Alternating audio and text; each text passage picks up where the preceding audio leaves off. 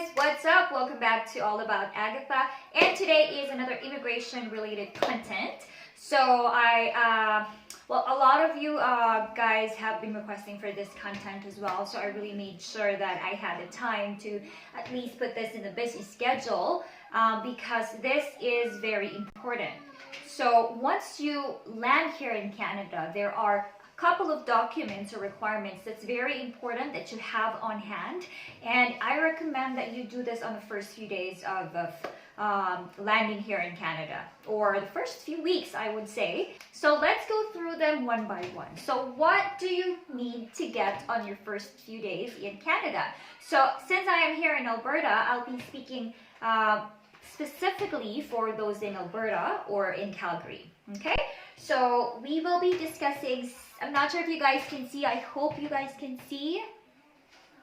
Okay, there. So first is SIN, then we have health card, bank account, a mobile, or SIM card, that would be SIM card, ID or driver's license, and your transit pass. So these are very important for your first few weeks, I would say. So let's go through one by one where you could get them and what documents or requirements you would need to present in order to get each of those. So let's start with the SIN, S-I-N, so Social Insurance Number. This one is, it's a 9-digit number that you obtain. It's used for work purposes. You give this to your employer, and you also use that SIN to be able to access government programs and benefits. So an example would be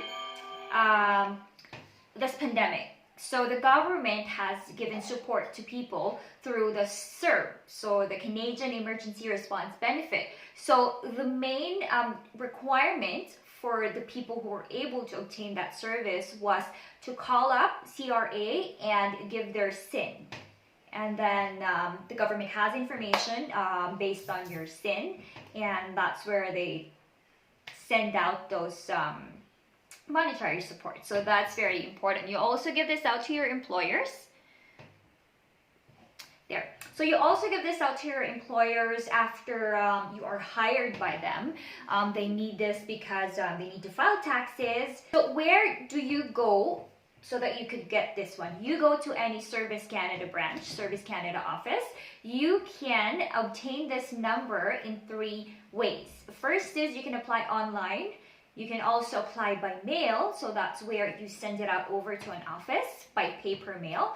And the third one would be coming in person to a Service Canada branch. So for me, what I did was I went into the branch itself.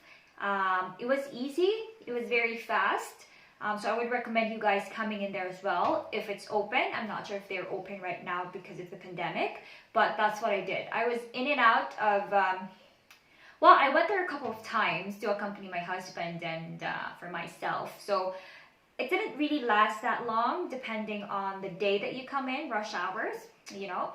So I brought in documents. So the main documents would be primary, secondary, and a supporting document, and the proof of address. So for primary document, you have to bring your original permit. So we are talking mostly about temporary resident visa holders. So you have to bring a copy of either your work permit or your student permit. So original copy, okay? You don't need a photocopy of it, that should be fine. And secondary document would be a form of identification. So it's either, I would say the quickest one or the best one that you would bring. It's because you travel to Canada, so you definitely have a passport. So your passport would be a great form of identification. Or if you don't have that, then you can provide any government issued ID, Government of Canada issued ID, or a provincial ID.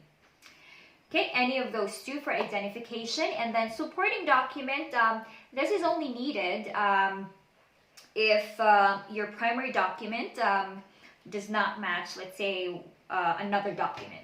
So you could provide birth certificate or adoption certificate, marriage certificate if you changed your name recently. So those are some instances where you need to provide supporting documents. Other than that, proof of address. So proof of address, you can give them a copy of documents from your banking institution. So bank certificate, bank statements, or I think what I presented would be the copy of when I opened my bank account. So there was my address over there, and I think the direct deposit or the void check has my address in it as well, so I did bring that too. I had no problems encountered. And if you're also renting, so tenancy agreement or lease for your house, you can also bring that. Mobile phone bills. So when you sign up with, when you get a mobile phone or when you get a SIM card, you have contracts. Even if it's a prepaid, you're going to get some form of a paper terms and agreements. So that's going to contain your information as well. You could bring that too. And document from school. So if you are a student here, you could bring your letter of acceptance. So receipt from school probably that has your name and address. And if you are a worker, employment contract with your information will do. And also any letter from any organization here in Canada. So any proof of address would be fine. And they're not really strict here. They find ways to help you out. So just present all those documents, and they'll give you information about what a SIN is and what you need to do, that you need to protect it. Make sure that you don't give out that number to any other person aside from yourself. Aside from, if you're going to call CRA and give them your SIN number, if you're going to access government programs and benefits, and if you're going to hand it over to your employer.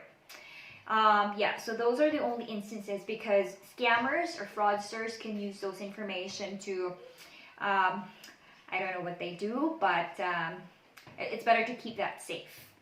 So what they're going to issue right now, they don't have the ID cards anymore, so it's paper. So it's like a paper like this that has your information. So the number, your address, and some reminders about keeping it safe. Okay, now we are done with SIN. Okay, next we move on to health card. So for health card, you go to any registry, a licensed registry agent that accepts registrations for health cards. So here in Alberta, as long as you have proof of residency that you're going to stay here in Alberta for the next 12 months. So students, of course, international students need to at least take up a 1-year program, so that automatically entitles us to be covered under the provincial health care. So what I did, of course, is go to any registry agent. So you can look up different registry agents over here. There's a lot here, so you don't have to worry about. I would say wherever you are in Calgary, there would be an area that registry would be open to assist you. Okay, so what do we need to get a health card? So there's a form that you have to fill up. You can either go online to get that form, just print it out, or come straight into the registry, and they have a lot of forms over there. There's lots of people to assist. The Alberta Health Insurance Plan is applicable for you and your spouse and your dependents, as long as all of you have that eligibility that you are staying here or intend to stay here for the next 12 months.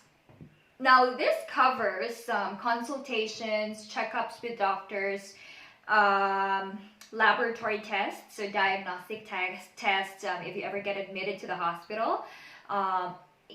Inpatient, outpatient, emergency service, that's all covered by the government. The only thing that's not covered by this health card would be medicine coverage. That's why we have the extended health and dental plan, usually given by your school or your employers. This is where you get covered by the extended insurance provider if you have to buy medicines, if you want to go for a massage, dental treatments, physiotherapy, yeah, those stuff. So not all are covered by the Alberta Health Plan. So you also have to check it out. So you are eligible if you are a temporary resident. So either an international student, a temporary foreign worker, and my youngest was on a visitor record. So not visitor visa, not the tourist visa, but she was able to get a visitor record. So that means she has proof that she's going to stay here for the next 12 months and doesn't actually need to go outside of the province. So she was able to be part of my plan too. Now, when you come into the registry, just make sure that you get a form to fill up for you and your dependents, and then you have to bring the following documents. So you have to provide documents to support your Alberta residency, identification, and legal proof of entitlement to be in Canada. So legal proof of entitlement, again, that would be either your student permit or your work permit or your visitor record. And then for residency, the same with SIN. It's either you give them a copy of your lease agreement, mobile phone, bank documents, or any other document that you have your name and your address listed on it. For identification, of course, bring your passport with you, or if you have already obtained the Alberta ID and Alberta driver's license, you could also provide that. Those are the documents that you need to submit. So once you file that, they're going to give you, if it gets approved and you are eligible, they are gonna give you a temporary healthcare number. So I'm not sure if that's temporary or that's already your health card number. You just won't be able to get the card itself. So the card is mailed to your home address within 10 business days. So usually we get it in like a week. It's just really fast. So please keep that with you at all times. That's the card that you use if you want to go into consultations, checkups, or just get medical services.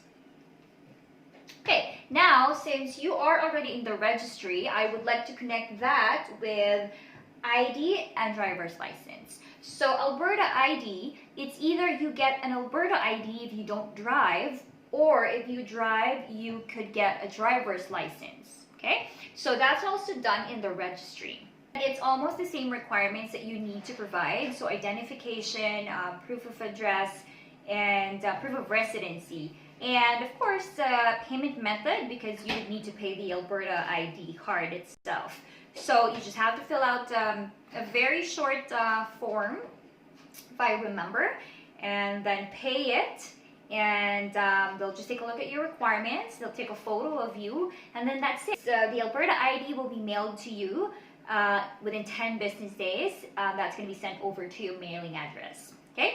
Now you can only have, like what I mentioned, either the Alberta ID or a driver's license. So for example, if you obtained an Alberta ID and then next year you wanted to get a driver's license, so in this case you would have to surrender the Alberta ID, and you can go ahead with processing your driver's license there.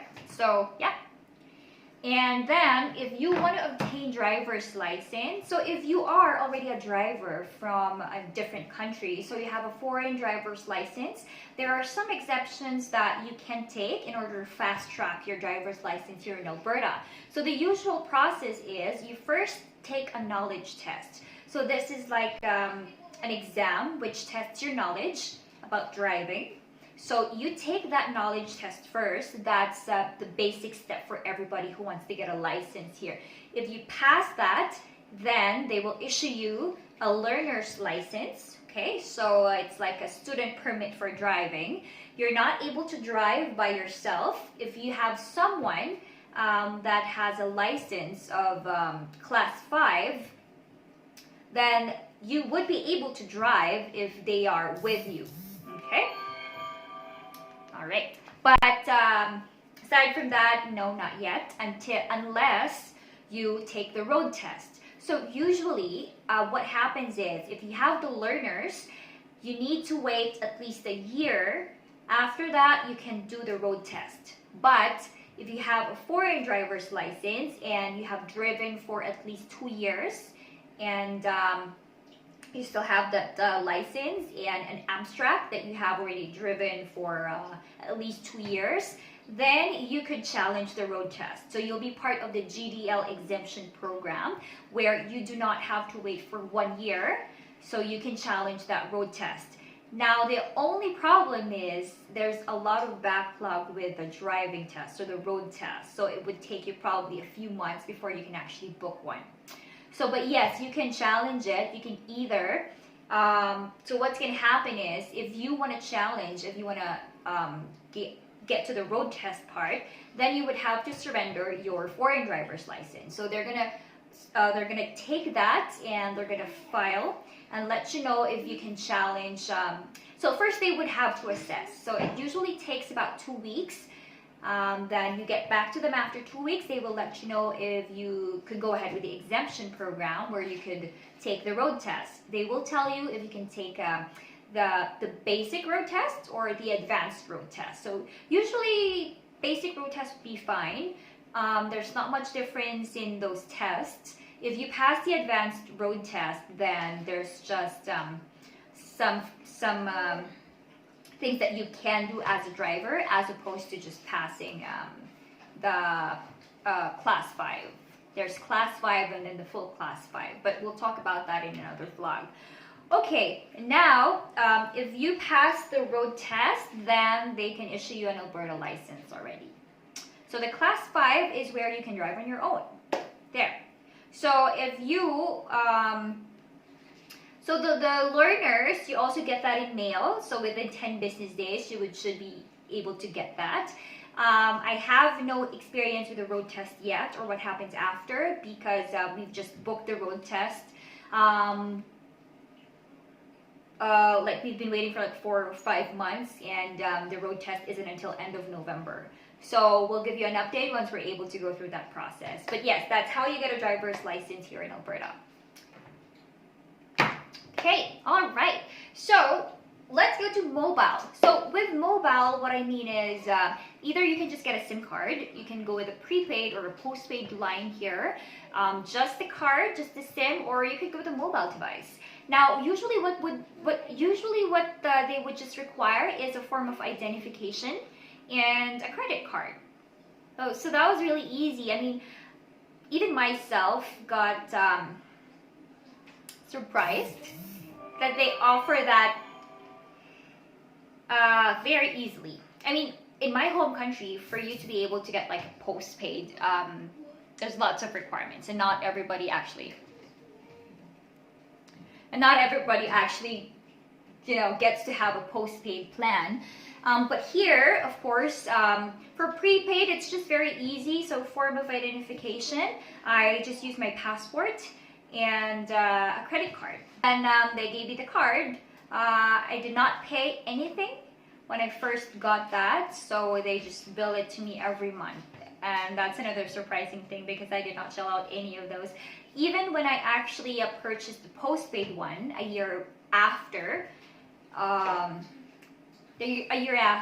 So when you purchase a postpaid, that's where they're going to check your credit score. So it would depend on your credit score. It would depend on your credit score as well if they're going to grant you a plan. But still, it's the same requirements: identification and credit card. Just very easy. So for mobile, they're actually everywhere. So the one I got was in a shopping mall. So the core downtown. There's lots of them. You can go to Walmart, Costco, Canadian Superstores. There are stalls in there. Definitely, you're gonna find them there. You can also purchase online, but I haven't tried it yet. But you can do so, and they'll just have the stuff delivered to your home. But I would say come in person first, so you can talk to agents. They have lots of promotions every now and then, so make sure that try to haggle or bargain with them, or try to go to different providers, because that's one thing that I regret doing. I walked into the first store that came into my mind and I got it, and then after a while I searched for other providers, and I could have paid half of what I was paying during that time, and I could have gotten more internet gigabytes and more features, you know, more freebies. Sometimes they give out that. So make sure that you roam around and check other providers. So the main ones that we have here are Bell, Rogers, Virgin, Fido, Freedom, Kudo, Public Mobile. There. And of course, very important is your bank account. Of course, how are you going to purchase if you don't have a bank account here, where you have your debit card and your credit card? So you just go into your bank of choice. I was with Scotiabank, and that's my first bank here in Canada, because I have a GIC, so the Guaranteed Investment Certificate. So I really had to come to the bank so that I could cash out the $2,000 initial money that they're going to give me. So I just brought in my permit. So I have this study permit and the work permit, proof of identification, which is my passport. And yeah, basically that's what I remember I just brought on that day, because that's one of, I think the first one, if not the second one, that I did here. But I remember I also brought a proof of residency already. So I guess the first one I did was to buy a SIM card, because with SIM card, they don't ask for like a proof of residency. So they did not ask me. So that's what I got first. So that gave me proof of residency, because I have a contract with my name and my address there. So I also brought that to my bank of choice, and they gave me a debit card. And if you are either a temporary foreign worker or a student, sometimes there is a pre-approval for credit cards. So I've had pre-approvals from Scotiabank and RBC, and both are 1,000 for their initial credit limit. So yeah, you can look into other branches. Other branches have different cards that are pre-approved for temporary residents. So you have to look into that. So they also give it out. Not really that hard to obtain here. They're going to issue you a debit card and credit card usually at the same time. So, but the credit card, of course, you're going to get it within 2 weeks. It will be sent to your mailing address. So yeah. Okay. And last would be the transit pass. Of course, transit pass, if you don't have a car here and you're not able to drive, you will be using the transit. So Calgary Transit has buses and trains, and it's very accessible here. So the first thing that you have to do would be to purchase the pass. So I have another video, a separate video about the cost of living, where I have discussed how much passes are. So they range, of course, when you come here, you won't qualify for the low income yet, unless you already have a notice of assessment, or you go through a social worker where they could provide a letter of support that you are on the low income bracket. But standard fees here range, you can purchase individual passes for $3.50 for an adult, and that's good for 90 minutes, whatever way, as long as you can use the transit within 90 minutes. There's also all-day passes, although I won't recommend that. I would recommend buying the monthly pass. Monthly passes are 100 something, 130, 140 right now. I do not know, because I am in the low-income pass, so I only pay $5.40, I think. So that's for unlimited rides for a whole month. So there, transit pass, you could get that actually almost anywhere. But the main ones would be in City Hall, in the train stations, buses. You can purchase by cash as well, or you could go into stores. Some stores would sell the individual tickets or a booklet by tens. So I already bought in Sobeys. Yeah. So I would assume, I'm not sure if Walmart has it, or Costco, or Canadian Superstore. Yeah, but I do see them almost anywhere. You can also purchase online. You just have to download the application, and then you'll have an electronic ticket that you can, just tap it on the buses or present it to peace officers in the train. Okay. Oh, I think we got everything covered. So these are what I can think of that's very important to have in the first few days or first few weeks here in Canada. So I think if you have all of those, you're all set to go. Those are the main requirements. Let me know what you think. Let me know if you have any questions so that I can answer them for you. If I haven't covered some extra information, let me know. And I would appreciate if you would subscribe to my channel, share this video, like my videos, and connect with me. Thank you, and I'll see you again next time. Bye!